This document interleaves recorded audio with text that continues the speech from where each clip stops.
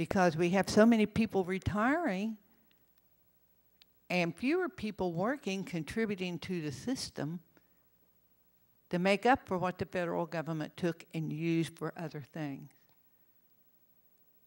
As far as I'm concerned, I think we need to figure out how much the federal government actually took out of that trust fund to spend on whatever they wanted to spend it on over the years, and that they pay it back.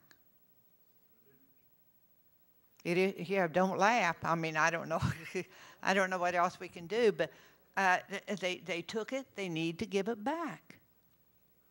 And it can be done. We did it on the state level. We're doing it on the state level. And it's an expensive proposition, I'll tell you that right now. But, you know, they took it. They need to give it back. And it's the only way I know of a long term that we can keep Social Security solvent.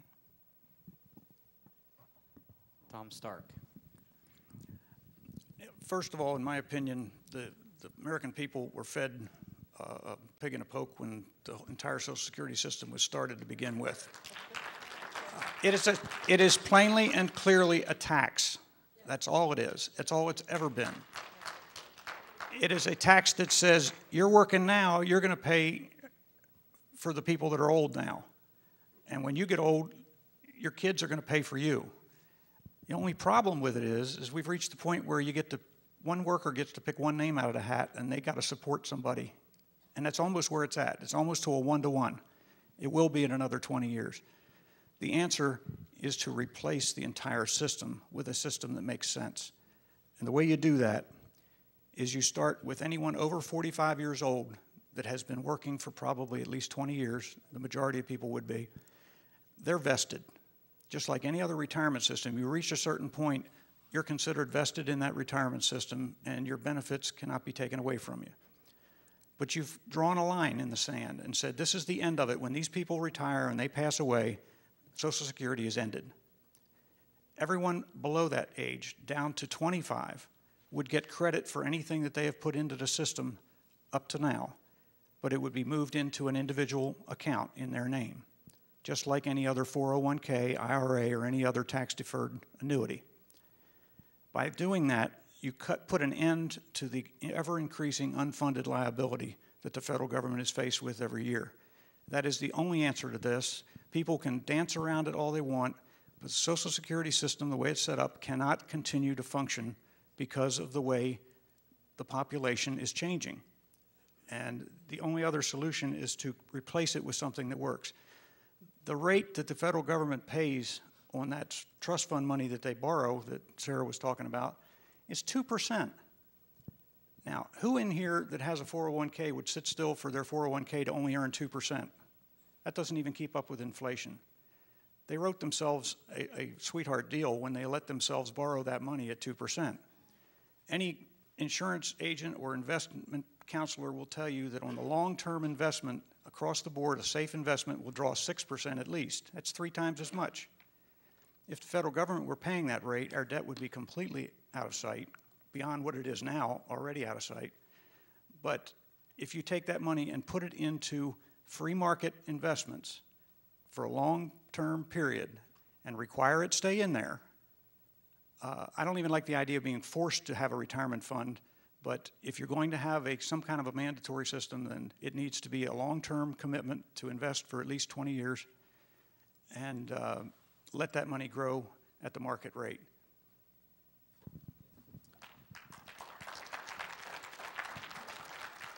Mac Warner. You know, Tom delivered that answer just the way I wrote it out for him. Good job. I couldn't agree with him more. He hit the nail on the head, okay? I don't know if it's 45 or 50 or wherever, but you need to draw that line in the sand. Anybody, there are no ex post facto laws, so we don't go back and change it on somebody who's already there. No one's going to touch your current Social Security. But we do need to be honest with the kids that are coming up and say, you can't keep doing this Ponzi scheme that the government set up a long time ago, okay? You got to be real with people. Tom just described it. I hope you were listening to this answer because that's exactly the way I feel. Yes. Cindy Hall. I think that in order to have, probably none of this is going to happen in our lifetime, but quick fixes would be to raise the retirement age, and the second would be to increase the amount of money that Social Security is deducted from. I believe it's $110,000 per payroll per employee. If that is unlimited, we would gain huge amounts of money. So that would be immediate fixes.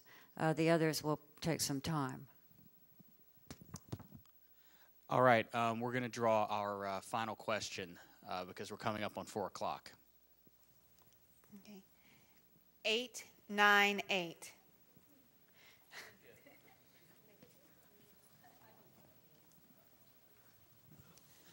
All right, what's your name and what's your question?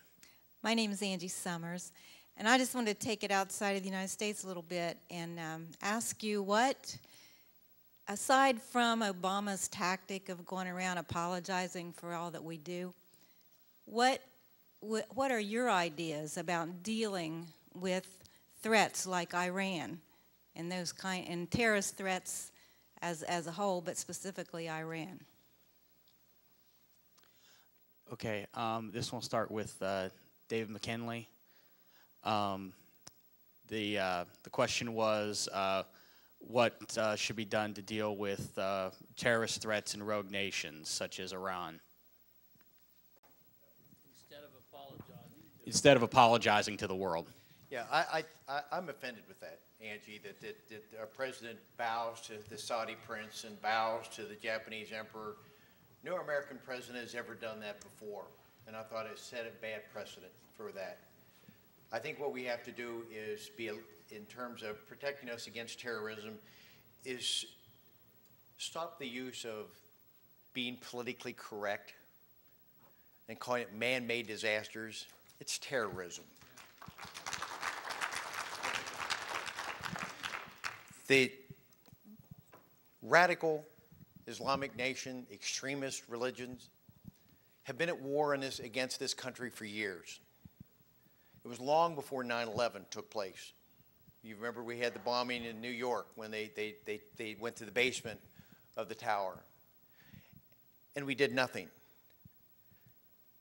Appeasement, negotiations, diplomacy is not as effective as carrying a big stick and making sure that our country is strong and quick retaliation equal to or stronger than what they've just done to us.